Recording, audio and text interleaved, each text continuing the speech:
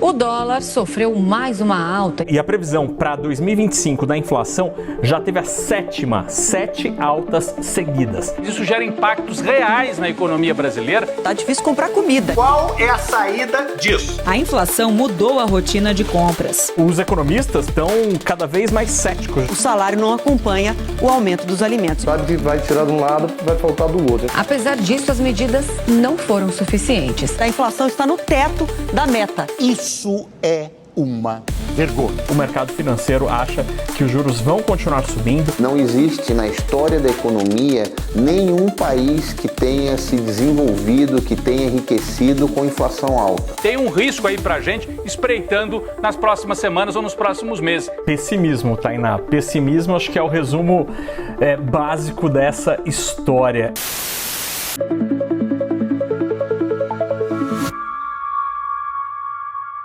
Hoje nós damos sequência a essa série de mensagens, Dinheiro S.A., Sabedoria Antiga, Soluções Atuais. E eu quero começar com uma pergunta para você. Como que você tem se preparado para o futuro? Como que você tem se preparado para o futuro? Quando o assunto é finanças, talvez você tenha uma poupança. Talvez você não consegue poupar hoje, mas você está dando passos para que um dia consiga. Talvez você já esteja segurando um pouquinho as coisas com relação ao orçamento familiar, porque ali na frente você vai ter que pagar, de repente, escola para os seus filhos, ou faculdade, ou algo do tipo. Como você, pensa um pouquinho aí, na sua realidade, como que você tem se preparado para o futuro? As questões financeiras, as questões de planejamento, elas afetam diretamente como você se relaciona com o seu cônjuge, como você se relaciona com seus filhos, como você se relaciona consigo mesmo. É muito importante que você saiba como responder essa pergunta. Como que você tem se preparado para o futuro? O que isso tem a ver com a nossa espiritualidade? Nós estamos num encontro, num culto, num ambiente, numa comunidade cristã. E o que isso tem a ver com a maneira como eu me relaciono com Deus? Tem tudo a ver. Como você se prepara para o futuro tem tudo a ver com a maneira como você se relaciona com Deus. Se você desenvolver uma espiritualidade baseada no padrão, na média do evangelicalismo brasileiro, você vai chegar à conclusão que não tem nada a ver. Uma coisa não tem nada a ver com a outra. Porque dinheiro, trabalho, essas coisas referentes à instabilidade econômica que o nosso país atravessa neste momento, isso não tem nada a ver com como eu me relaciono com Deus.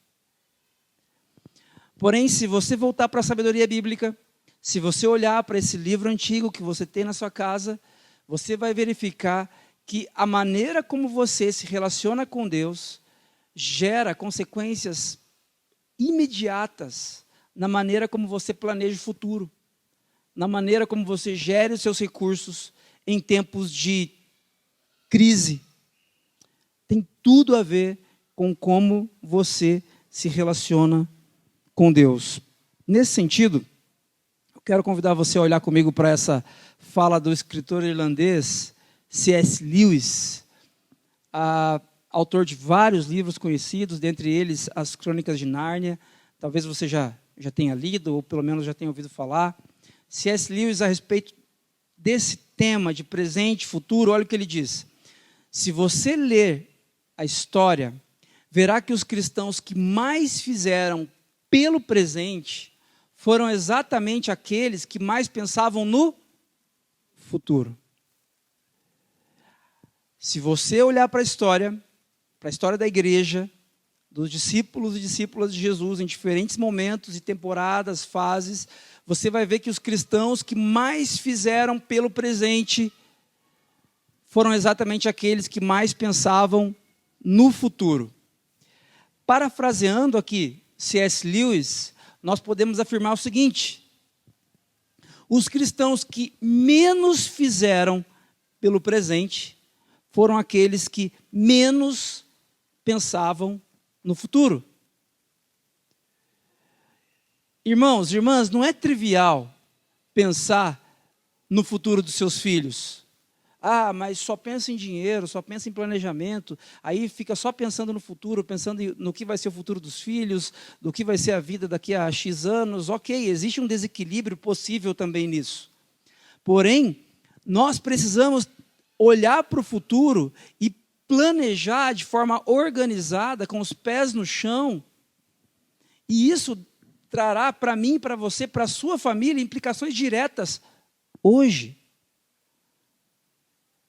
Cristãos que menos pensaram no futuro, que pensaram que isso de repente era algo superficial, ou não vale a pena ficar planejando o futuro, nós precisamos pensar aqui no hoje, foram os cristãos que menos fizeram pelo hoje. Nesse sentido, não como você tem planejado o futuro, mas como você gostaria de se preparar para o futuro. Porque tem uma questão também de perfil, de comportamento, de temperamento. Talvez você seja uma pessoa extremamente organizada e tenha muita facilidade de se planejar para o futuro. E talvez você seja uma pessoa mais intuitiva e você tenha dificuldades de fazer planejamentos a médio e longo prazo. Mas a pergunta que eu faço para você neste momento é: como você gostaria de se preparar para o futuro? Como alguém que, por não pensar no futuro, não produz nada de significativo para o presente? Ou você gostaria de pensar e se preparar no futuro de modo que você viva o presente intensamente e produza com relevância para a sua vida e especialmente para as pessoas que cercam você? Como que você gostaria de se preparar para o futuro? Se você gostaria de viver e produzir algo relevante para o presente, com olhos atentos no futuro, eu quero convidar você a olhar comigo para a sabedoria bíblica, para nós entendermos, para nós verificarmos na história de José, que viveu há mais de 3.000 anos, estratégia e oportunidade. Dias difíceis, meus irmãos e irmãs, que todos nós passamos em todas as áreas da vida e também na área financeira, dias difíceis demandam de nós estratégia e são oportunidades. E definitivamente, irmãos e irmãs, essa não é uma conversa de teologia coach, tá bom?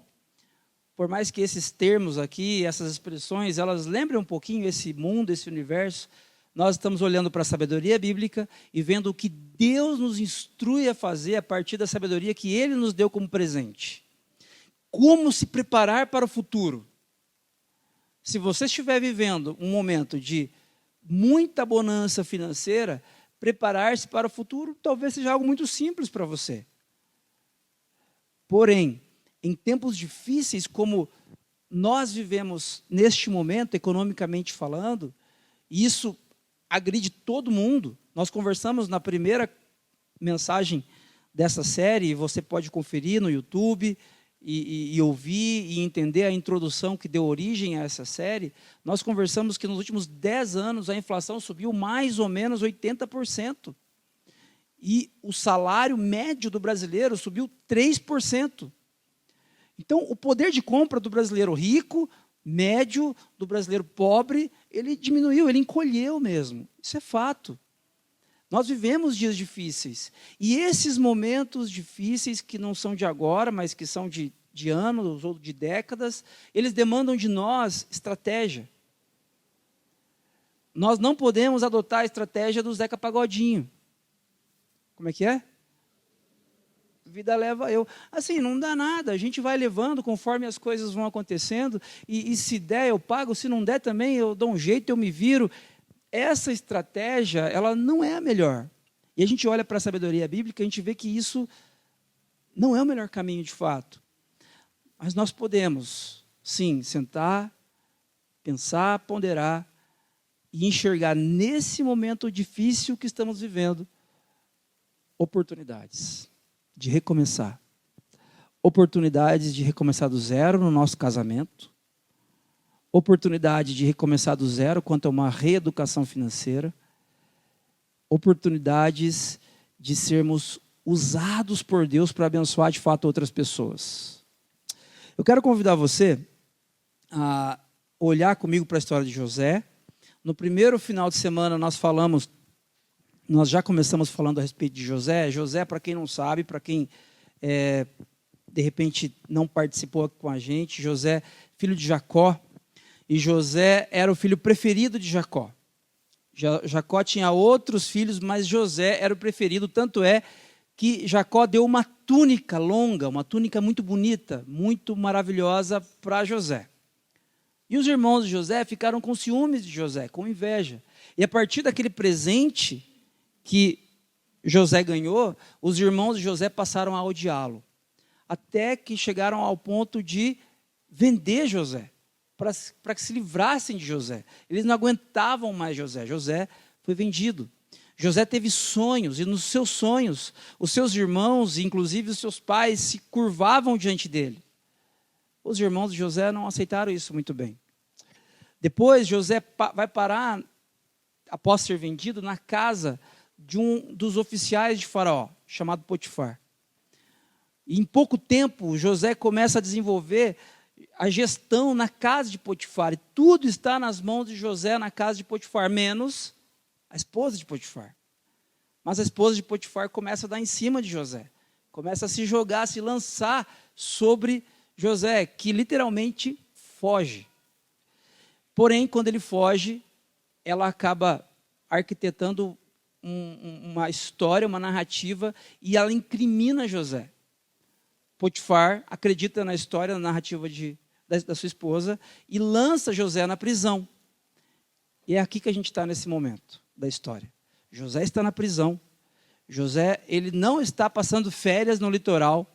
José, ele não está comendo daquilo que ele bem entende. A vida não está legal para José. José está vivendo um tempo de crise. José está preso. E na história de José nós aprendemos que mesmo em tempos de crise, em tempos de prisão, nós podemos nos preparar para o futuro com estratégia, enxergando nas crises oportunidade. Quero convidar você a olhar comigo para o livro de Gênesis, para o capítulo 40, capítulo 40 em diante. Eu vou ler, gente, um pouquinho mais do que geralmente a gente lê aqui nos cultos, mas eu quero que você preste muita atenção, desacelere um pouquinho, eu prometo que vou ser breve, mas é muito importante que nós passemos por esse texto. Olha o que o texto diz. Capítulo 40, verso 1 em diante de Gênesis. Algum tempo depois, o copeiro e o padeiro do rei do Egito ofenderam o seu senhor, o rei do Egito. O faraó irou-se com esses dois oficiais, ou seja, o chefe dos copeiros e o chefe dos padeiros, e mandou prendê-los na casa do capitão da guarda, na prisão em que José estava. O capitão da guarda os deixou aos cuidados de José, que lhe servia. Depois de certo tempo, o copeiro e o padeiro do rei do Egito, que estavam na prisão, tiveram cada um sonho na mesma noite. E cada sonho tinha a sua própria interpretação. Gente, presta atenção nesse detalhe aqui, ó. Não deixe passar isso aqui. Ó. Algum tempo depois. Quando nós estamos olhando essa história aqui no livro de Gênesis, um livro tão antigo, a gente corre o risco de achar que isso aqui aconteceu assim, rapidinho. José um dia foi vendido pelos irmãos, caiu na casa de Potifar, aí no outro dia ele foi para a prisão, aí no outro dia aconteceu isso, no outro dia aconteceu aquilo. Essa é a perspectiva de quem não sofre. Quem sofre, quem passa pelos dias difíceis, sabe quanto tempo isso leva. Algum tempo depois. Parece que José já saiu da casa de Potifar e já está nessa prisão, sofrendo todo tipo de limitação. Algum tempo depois. Não perca de vista esse detalhe. E não perca de vista o fato de que quando nós vivenciamos dias difíceis, esses dias difíceis, eles não têm só 24 horas. Às vezes eles duram uma eternidade. Eles duram uma eternidade, porque o tempo, nos dias difíceis, ele passa diferente. É muito tempo aqui que José está exposto ao sofrimento e às limitações. Ok? O texto continua. Quando José foi vê-los na manhã seguinte, notou que estavam abatidos, o copeiro e o padeiro. Por isso, perguntou aos oficiais do faraó, que também estavam presos na casa do seu senhor: por que hoje vocês estão com o semblante triste? Eles responderam: tivemos sonhos, mas não há ninguém que os interprete. José lhes respondeu: por acaso as interpretações não pertencem a Deus? Contem-me os sonhos. Então o chefe dos copeiros contou o seu sonho a José.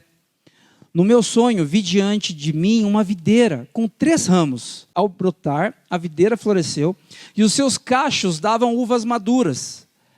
A taça do faraó estava na minha mão. Peguei as uvas e as espremi na taça do faraó e as entreguei na sua mão.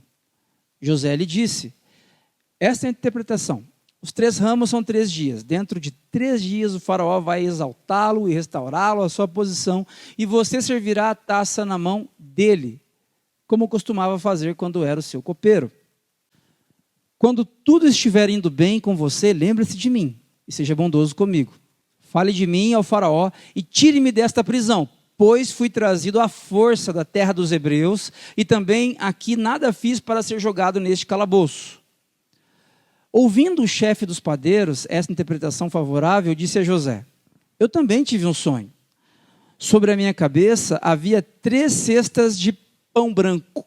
Na cesta de cima havia todo tipo de pães e doces que o faraó aprecia, mas as aves vinham comer da cesta que eu trazia na cabeça. Então José disse: esta é a interpretação. As 3 cestas são 3 dias. Dentro de 3 dias o faraó vai decapitá-lo e pendurá-lo em uma árvore, e as aves comerão a sua carne. 3 dias depois era o aniversário de faraó, e ele ofereceu um banquete a todos os seus oficiais. Na presença deles, reapresentou o chefe dos copeiros e o chefe dos padeiros. Restaurou o chefe dos copeiros à sua posição, de modo que ele voltou a ser aquele que servia a taça do faraó. Mas mandou enforcar o chefe dos padeiros, como José lhes dissera na sua interpretação. O chefe dos copeiros, porém, não se lembrou de José. Ao contrário, esqueceu-se dele. Uma primeira coisa que eu queria destacar com vocês aqui: entenda os sinais da perspectiva correta. José, ele está ali naquela prisão e os sinais que são relatados pelo copeiro, pelo padeiro, eles chegam até José e você não percebe em nenhum momento José fazendo qualquer tipo de menção de que esses sinais, eles poderiam beneficiar a José. Em nenhum momento você percebe José falando para o copeiro: ó, quando você sair daqui, lembre-se de mim. Mas os sinais nada tem a ver com José. Irmãos, no contexto que nós vivemos, numa sociedade altamente individualista, nós corremos o risco e falhamos muitas vezes porque nós achamos que tudo é sobre nós. Tudo é sobre nós. Os sinais são sobre nós. A crise é sobre nós. Você não ter conseguido chegar onde você gostaria de chegar profissionalmente, financeiramente, que isso tem a ver com você, com o que você fez ou com o que você deixou de fazer. A gente falou no primeiro dia dessa série a respeito de uma falsa meritocracia, que ela acontece, que ela pode ser vista, percebida em países, em situações onde há uma instabilidade econômica. Falsa meritocracia por quê? Disseram para você que se você estudasse, que se você se dedicasse, que se você fizesse uma faculdade, coisa que o seu pai não fez, que você fizesse uma faculdade, que você talvez falasse inglês, desejável que falasse até um 3º idioma, que você seria uma pessoa muito bem sucedida financeiramente. Disseram isso para nós, disseram isso para você. Mas eu gostaria que você olhasse para a história de José e que você percebesse que essa história não é sobre você. A história do nosso país hoje, vivendo dias difíceis, de pessoas que estão passando por sérias limitações com relação a questões básicas. Essa história não é sobre essas pessoas individualmente, não é sobre você individualmente. Nós precisamos olhar para essa história a partir de uma perspectiva maior. Olha o que José diz no versículo 8 do capítulo 40. José lhes disse: por acaso as interpretações não pertencem a Deus? Por acaso tudo isso que vocês sonharam, tudo isso não pertence a Deus? Isso não tem a ver com nossas individualidades, isso tem a ver com Deus. Eu gostaria que você olhasse para o momento que nós vivemos com um olhar, com uma outra lente. Você pode olhar para esse momento, o dólar deu uma caidinha agora esses dias, né? Deu uma diminuída no valor. A gasolina subiu, bateu R$7. O dólar está o quê? 5,70? 5,70 mais ou menos, então ele caiu um pouquinho. Aí você pode olhar para essas coisas, você pode correr o risco de querer colocar a responsabilidade em coisas pontuais, como, por exemplo, o atual prefeito de Curitiba, ou o atual governador do estado, ou o atual presidente da República. Obviamente que todos estes personagens, estes representantes, eles têm a sua responsabilidade, ok? Todos eles têm. Os antecessores tiveram e os atuais têm. Porém, os sinais que você está vendo referente às dificuldades que seu filho vai passar, que talvez você não passou, questões culturais que nossos pais, de repente, não enfrentaram, nós estamos começando a enfrentar e nossos filhos enfrentarão demais a respeito da relativação dos valores. Olhe para esses sinais a partir de uma perspectiva maior. Se você olhar para esses sinais da economia como sendo uma questão pontual referente ao governo, então é só trocar o presidente, então é só trocar o lado, então é só mudar as pessoas que estão lá e tudo vai ficar bem. Mas nós que somos discípulos, discípulas de Jesus, que somos afetados pela sabedoria bíblica, precisamos ser mais maduros do que isso. Eu disse algumas semanas atrás que inteligência, capacidade cognitiva todos nós temos, mas sabedoria é uma conexão profunda com Deus para que possamos ter corretas estratégias em tempos de crise. E a primeira coisa que eu queria desafiar você a entender que José ele não foca em si mesmo, José ele não critica necessariamente Faraó aqui. Ele está preso, ele poderia criticar o sistema. José não faz isso. O que José faz? Ele lê os sinais a partir das lentes da grande história. Eu queria convidar você a olhar comigo aqui para a grande história. Essa é a história que Deus conta a nosso respeito, simplificada em um diagrama. Esse primeiro símbolo fala para a gente da criação. Gênesis 1 e 2 contam para nós, você pode verificar isso na sua casa, que Deus criou todas as coisas de forma perfeita. Deus criou todas as coisas de uma maneira onde a pessoa que morasse naquela região teria as mesmas oportunidades da pessoa que morasse naquela região. Onde as pessoas mais velhas teriam as mesmas oportunidades que as pessoas mais novas. Deus criou todas as coisas boas, Ele olhou para tudo e Ele disse que tudo era muito bom. Não haveria injustiças como está acontecendo com José e como de repente está acontecendo com você hoje. Porém, algo aconteceu com essa história maravilhosa, com esse ambiente, com esse mundo que Deus criou, e a Bíblia chama esse algo de pecado. Aqui exposto no diagrama a partir deste X. O pecado, irmãos e irmãs, é o que nos faz vivenciar uma sociedade injusta.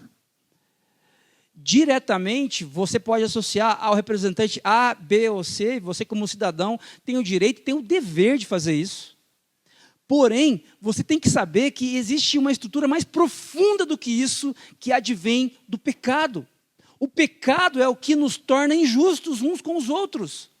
O pecado é o que faz uma pessoa com boas intenções estar no poder e depois que estiver lá, passar a ser corrupta. Não é a criação que essa pessoa teve. Não é nem a ideologia política que ela tem. É o pecado que nos corrompe, que nos torna aquém daqueles que deveríamos ser.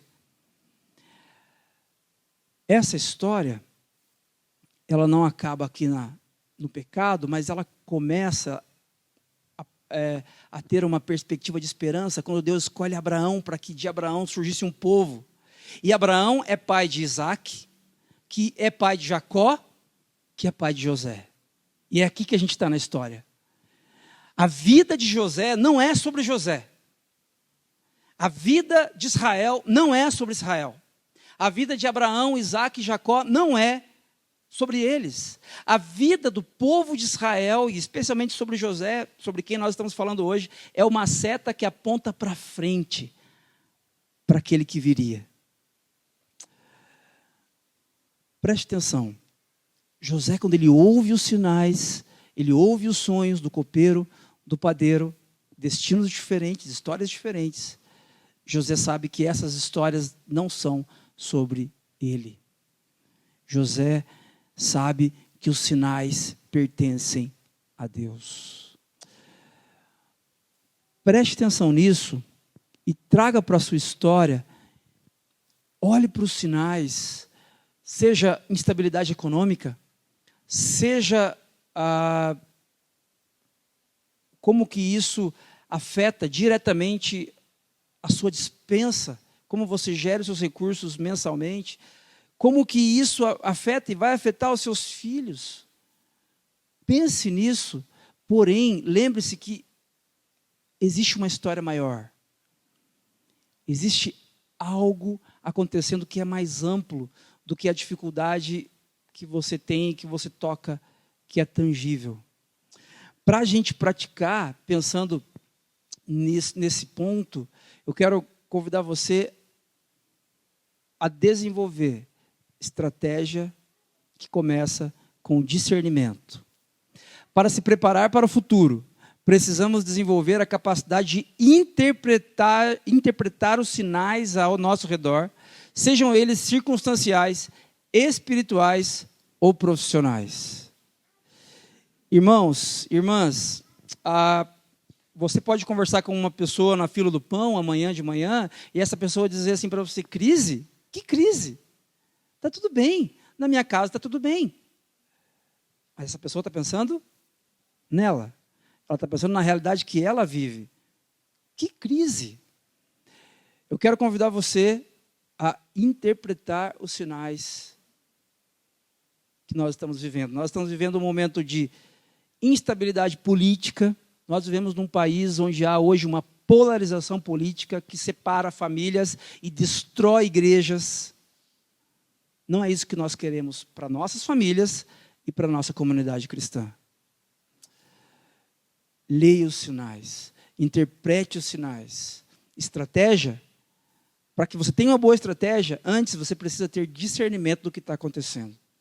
E ainda, assim como José, humildade e dependência de Deus. José atribui a interpretação a Deus, mostrando que a verdadeira sabedoria vem do alto.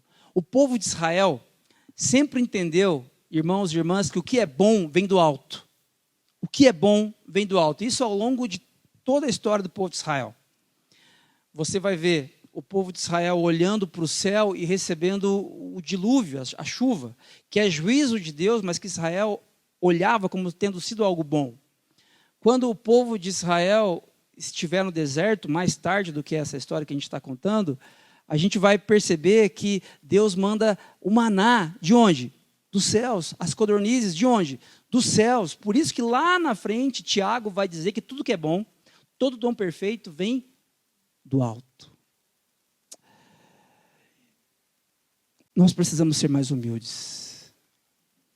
O povo de Deus hoje, o evangélico brasileiro médio hoje é extremamente arrogante.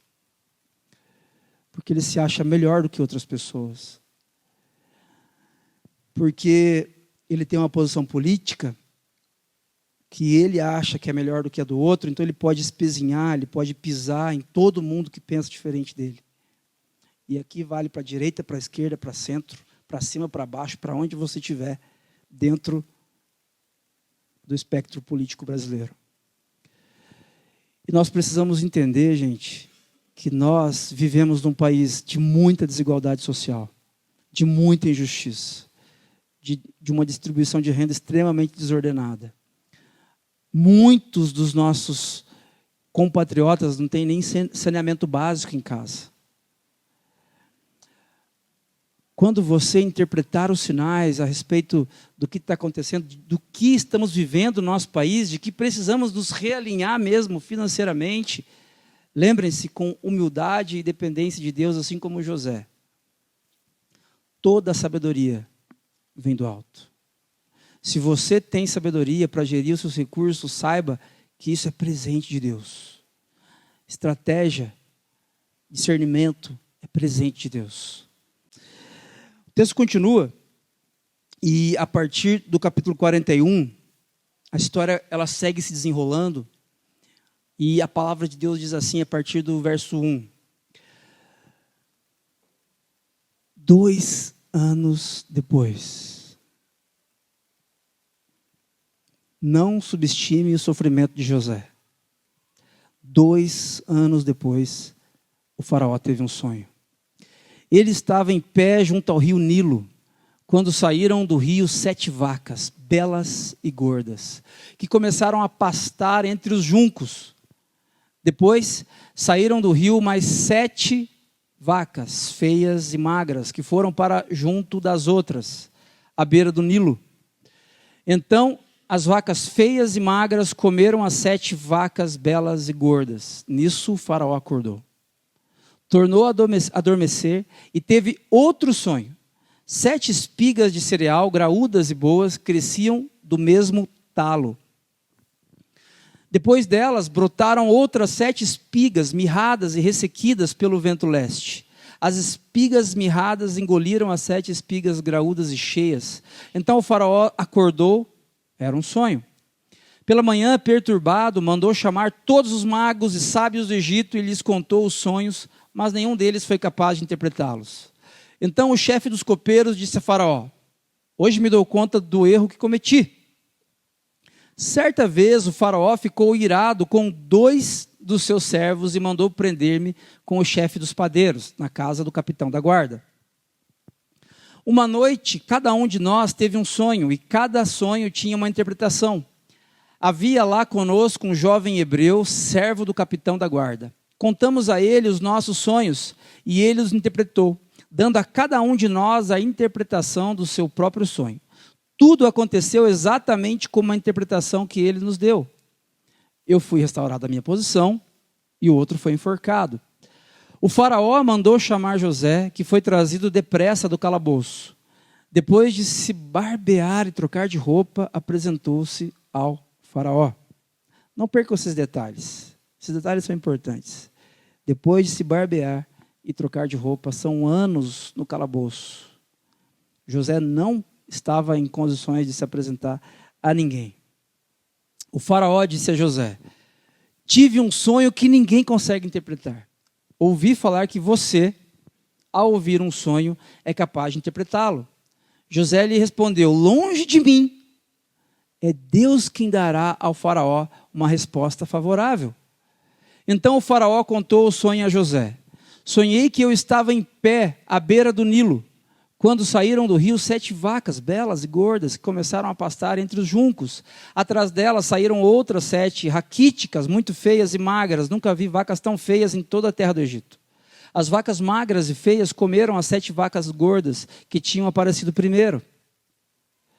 Mesmo depois de havê-las comido, não parecia que o tivessem feito, pois continuavam tão feias como antes. Em seguida acordei. Ainda vi no meu sonho 7 espigas de cereal, graúdas e boas, que cresciam de um mesmo talo. Depois delas brotaram outras 7 espigas de cereal mirradas e ressequidas pelo vento leste. As espigas mirradas engoliram as 7 espigas boas. Contei isso aos magos, mas nenhum deles foi capaz de me explicar. O faraó teve um único sonho, disse-lhe José. Deus revelou ao faraó o que está para fazer. As 7 vacas boas são 7 anos, e as 7 espigas boas são também 7 anos. Trata-se de um único sonho. As 7 vacas magras e feias que surgiram depois das outras, e as 7 espigas mirradas ressequidas pelo vento leste, são 7 anos, serão 7 anos de fome. É exatamente como eu disse ao faraó. Deus mostrou ao faraó aquilo que ele vai fazer. 7 anos de muita fartura estão por vir sobre toda a terra do Egito, mas depois virão 7 anos de fome. Então todo o tempo de fartura na terra do Egito será esquecido, pois a fome arruinará a terra. A fome que virá depois será tão rigorosa que o tempo de fartura na terra não será mais lembrado. O sonho veio ao faraó 2 vezes, porque a questão já foi decidida por Deus, que se apressa em realizá-la. Presta atenção aqui, gente. Por isso, faraó, procure um homem criterioso e sábio e encarregue-o de administrar a terra do Egito. O faraó também deve nomear supervisores para recolher 1/5 da colheita do Egito durante os 7 anos de fartura. Eles deverão recolher todo o mantimento que puderem nos anos bons que virão e fazer estoques de grãos que, sob o controle do faraó, serão armazenados nas cidades. Esse estoque de mantimento servirá de reserva para os 7 anos de fome que virão sobre o Egito, para que a terra não seja arrasada pela fome. O plano pareceu bom ao faraó e a todos os seus oficiais. Segunda coisa que eu destaco aqui, aproveite as oportunidades. Aproveite as oportunidades. Gente, todos nós temos dons, ferramentas, diferentes de José, mas todos nós temos. Você tem uma formação, seja você tendo aprendido um ofício do seu pai, de uma pessoa que lhe ensinou, ou você tem uma formação mesmo, você passou por uma graduação, por uma pós-graduação, você tem dons, você tem facilidades.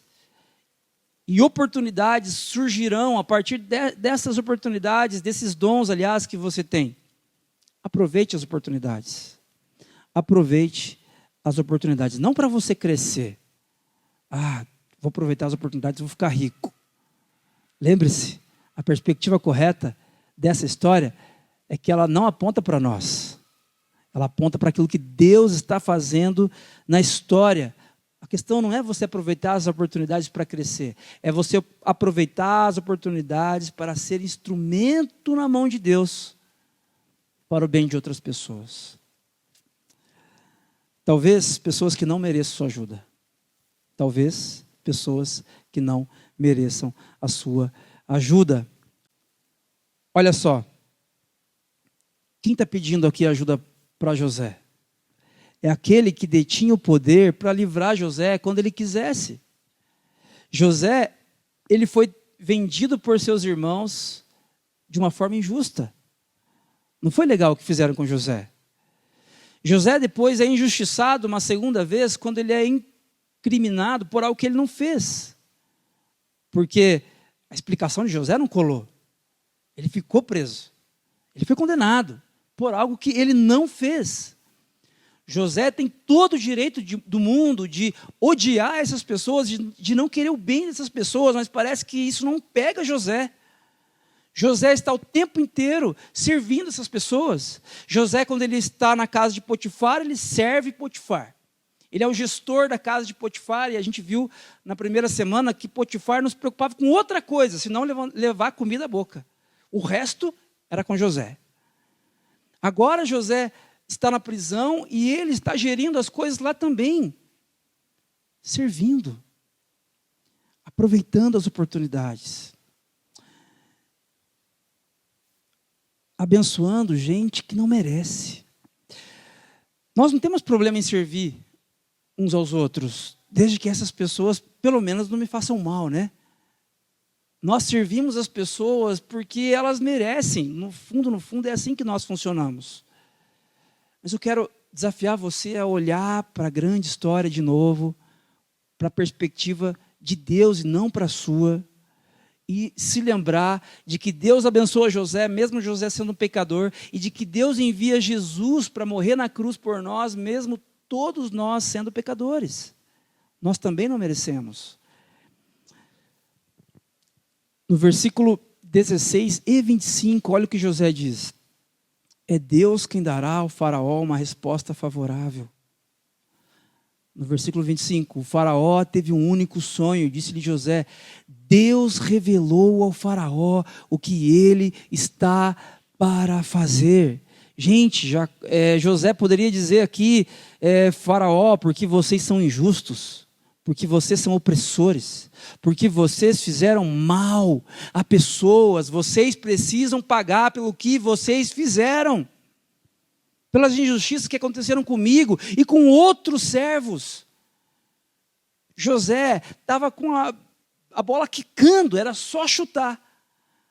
Ele seria executado depois, com certeza. Mas ele poderia ter feito isso. Ele poderia ter se expressado dessa forma. Mas a perspectiva de José, de aproveitar as oportunidades, não é também sobre ele. É sobre o que Deus está fazendo. Gente, presta atenção nisso. Muitas vezes nós pensamos em oportunidades como uma oportunidade de trabalho, e aí eu entro ali e agora eu vou ganhar um pouquinho de dinheiro ou um pouco mais de dinheiro, eu vou ser famoso, eu vou profissionalmente ser reconhecido, e isso é muito legal, isso é desejável, mas eu desafio você a mergulhar na maturidade. De que essa oportunidade de trabalho, essa profissão que Deus deu para você, não é para você. Não é para ficar retesado em você, você não é um fim em si mesmo. Deus chama você e capacita você com dons para que você aproveite as oportunidades para abençoar a gente que não merece. Gente que não fez por onde. Gente que não sabe se assentar à mesa como você. Gente que não sabe se comportar como você se comporta. Gente que não tem as mesmas opiniões tão boas politicamente como você. É sobre Deus. Aproveitar as oportunidades. Na cabeça de José. É deixar bem claro que tudo isso é sobre Deus. Ainda no verso 37, o plano pareceu bom ao faraó e a todos os seus oficiais. Quando José fala, olha, você vai precisar ter uma pessoa assim, ter supervisores, você vai precisar guardar 1/5 da produção e poupar isso nas cidades. Quando José joga esse plano, o faraó diz, gostei desse plano. E é interessante como José aproveita essa oportunidade, porque eu imagino que José não pensou nisso ali. Certo? Ele joga, ele não sabia os sonhos de Faraó. Ele é levado até Faraó. Ok? Diante de Faraó, Deus lhe dá a interpretação do sonho, ou dos sonhos. Diante da interpretação, ato contínuo, José expressa um plano de ação.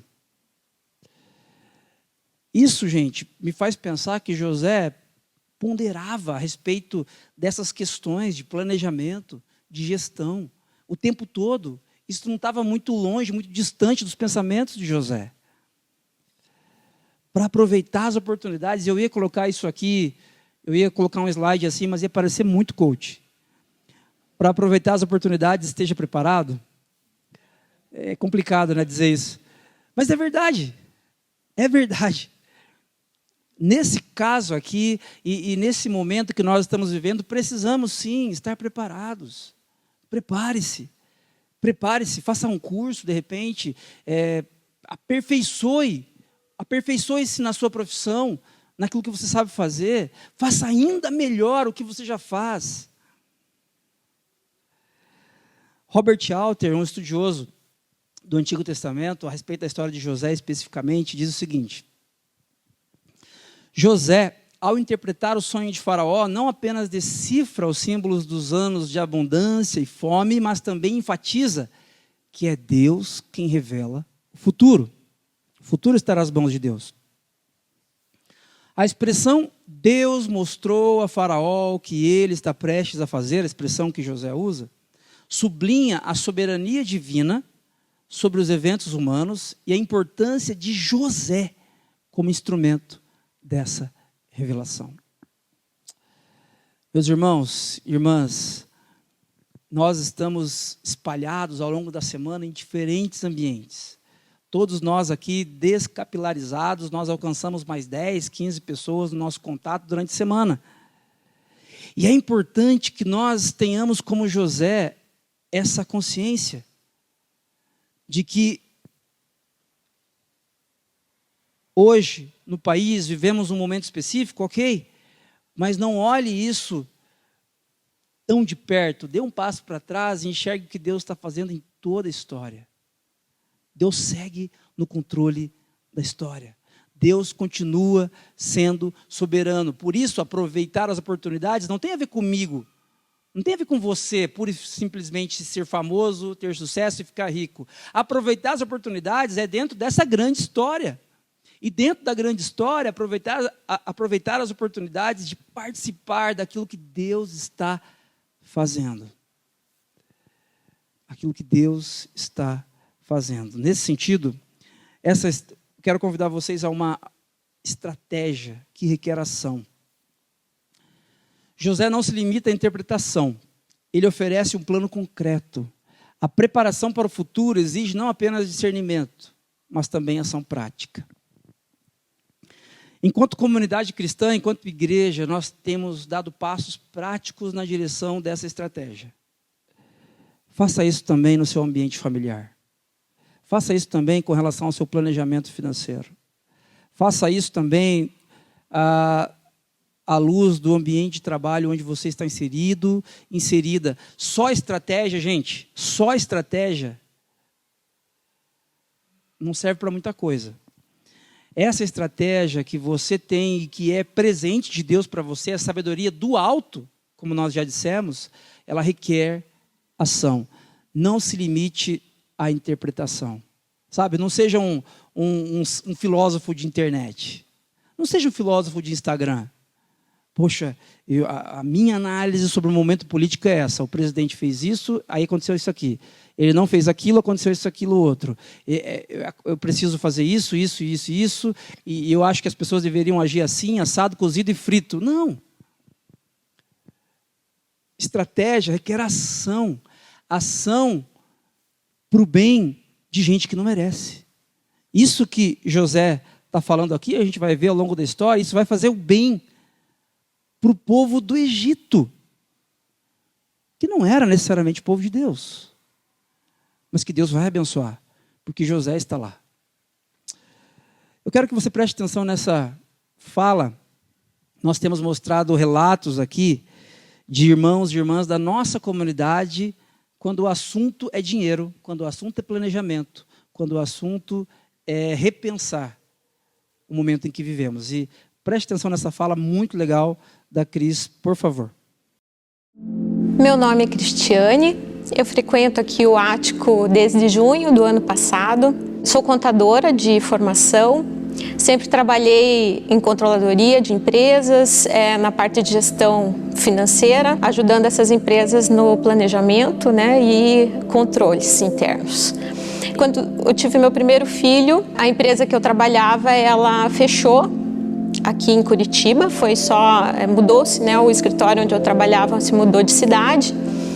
E aí veio um imprevisto que, quando terminou a minha licença, eles me mandaram embora. A partir de então, com apenas um salário, no caso, e também já com o bebê, a gente sentiu a necessidade de controlar mais as nossas finanças. Em casa, eu e o Pedro, a gente sentou, conversou, passamos a fazer um controle melhor das nossas contas, das nossas despesas, um planejamento financeiro mais eficaz, que até então a gente não fazia. E também comecei a estudar mais sobre a parte financeira mesmo, como investir, mesmo sem ter o que investir na época, a gente foi se informar. Então, assim, muito do que a gente pensou e planejou não deu certo, mas algumas oportunidades apareceram no meio do caminho e a gente estava em sintonia para aproveitar na hora que elas apareceram. Eu acho que não tem uma receita mágica, mas se eu tivesse que dizer alguns pilares para quem gostaria de gerir melhor suas finanças, eu acho que, em primeiro lugar, gastar menos do que ganha. E isso independe do quanto a pessoa ganhe, porque na experiência de vida mesmo a gente vê que se a pessoa não consegue guardar quando ela ganha pouco, quando ela ganhar bastante, ela também não vai conseguir guardar para o futuro. Em segundo lugar, fazer uma reserva de emergência e aplicar o restante. Investir, com sabedoria, buscar informação. Informação a gente tem muito hoje em dia, mas tem que buscar informação de boas fontes, porque os imprevistos a gente não consegue fazer uma previsão deles, mas a gente tem certeza que eles sempre vão aparecer. Então a gente pode se prevenir para estar preparado a hora que eles chegarem. Em terceiro lugar, eu diria para planejar o futuro. Eu sei que dá uma preguiça, a gente pensa que ele está distante, mas ele não está. Então a gente realmente pensar, gastar um tempo em família e se dispor a pensar e planejar o que a gente quer. E por último, eu diria para aproveitar todas as oportunidades que aparecerem. Tem uma frase que eu aprendi com o Pedro e que eu gosto muito, que ele fala assim que a oportunidade tem cabelo curto. Se você não pegá-la quando ela passa por você, depois você já não consegue agarrá-la mais. É isso. Aproveite as oportunidades. Todos nós temos, todos vocês terão em diferentes momentos da vida. Uma coisa que eu tenho aprendido é que quando nós cuidamos das coisas de Deus, Ele sempre cuida das nossas. Ele cuida das nossas coisas. De repente, você passando por um momento difícil agora, tenha paciência. A história de José, ela não mudou da noite para o dia. São inúmeros momentos que José passa de injustiça. E José persiste olhando para a vida pela perspectiva de Deus. Eu quero convidar você, se você passa por dias difíceis, siga olhando para a história, ou decida fazer isso a partir de agora. Olhar para a história a partir da perspectiva da história que Deus conta a nosso respeito. Aproveite as oportunidades. Quando você aproveita uma oportunidade com integridade, olhando para as coisas com as lentes que Deus olha para a história, isso vai abençoar você, isso vai abençoar a sua casa, sem sombra de dúvidas. Você vai ser abençoado financeira, estruturalmente. Mas isso vai abençoar também, invariavelmente, outras pessoas. Pessoas que nem merecem. Pessoas que precisam também da nossa ajuda. Gente, caminhando para a conclusão, esse texto ainda fala para a gente algo muito interessante que acontece. E que eu queria destacar com vocês a partir do versículo 41 do capítulo 41. O faraó prosseguiu: entrego a você agora o comando de toda a terra do Egito. Ele gostou tanto do plano de José que ele entrega o comando de toda a terra do Egito. Gente, o Egito nesse momento é o maior império do mundo. O escravo, o irmão vendido pelos irmãos, que se torna escravo, que vai preso, agora está no comando de toda a terra do Egito. Em seguida, o faraó tirou do dedo o seu anel oficial e o colocou no dedo de José, autoridade. E o vestiu com roupas de linho fino e lhe colocou no pescoço uma corrente de ouro. Também o fez subir na carruagem do vice-regente que lhe pertencia. À frente iam gritando: ajoelhem-se. Assim José foi posto no comando de toda a terra do Egito. O faraó disse ainda a José: eu sou o faraó, mas sem a sua palavra ninguém poderá levantar a mão nem o pé em todo o Egito. O faraó deu a José o nome de Zafenate Paneia e lhe deu por mulher Azenate, filha de Potífera, sacerdote de On. Depois José viajou por toda a terra do Egito. José tinha 30 anos de idade quando se apresentou diante do faraó, rei do Egito. ele se ausentou da presença do faraó e foi percorrer todo o Egito. Durante os 7 anos de fartura, a terra produziu em abundância. José recolheu todo o mantimento dos 7 anos de fartura no Egito e o armazenou nas cidades. Em cada cidade ele armazenava o mantimento produzido nos campos das redondezas.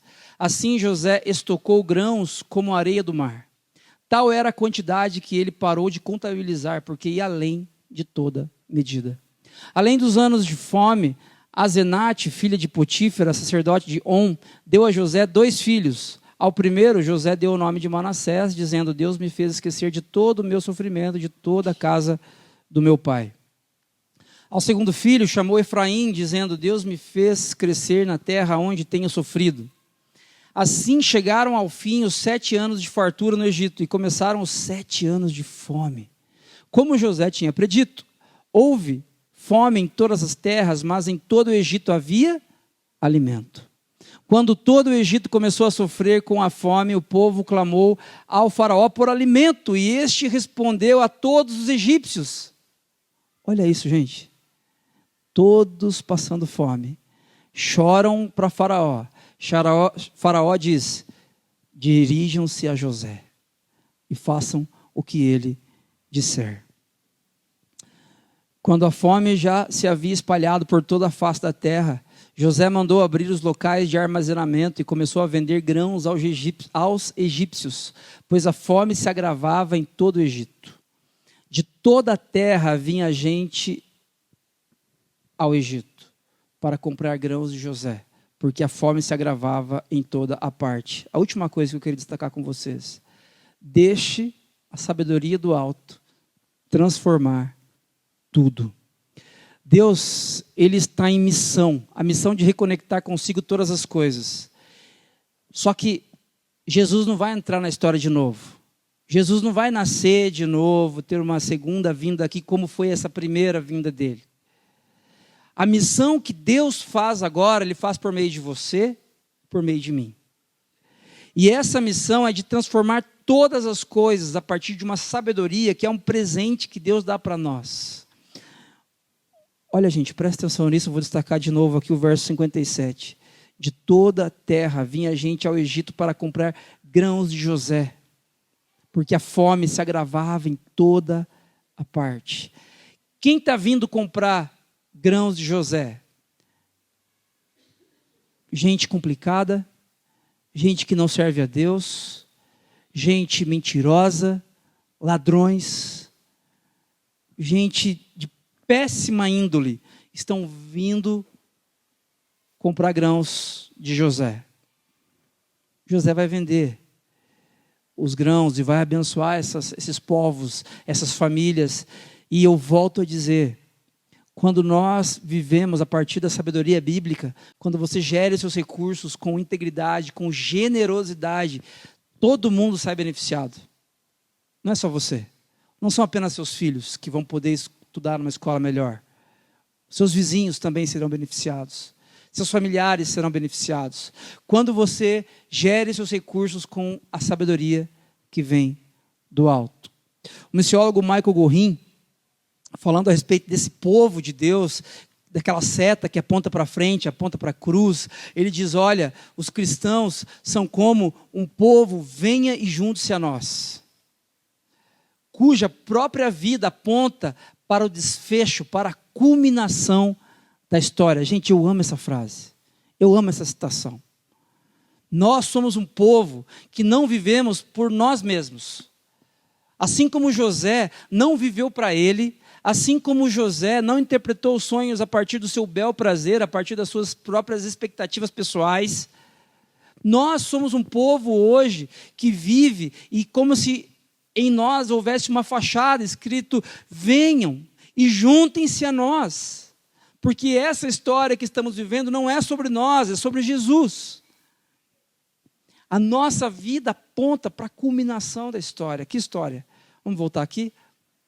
O diagrama, gente, nesse símbolo aqui é o povo de Israel, é José, é a vida de Israel apontando para aquele que viria. Jesus entrou na história.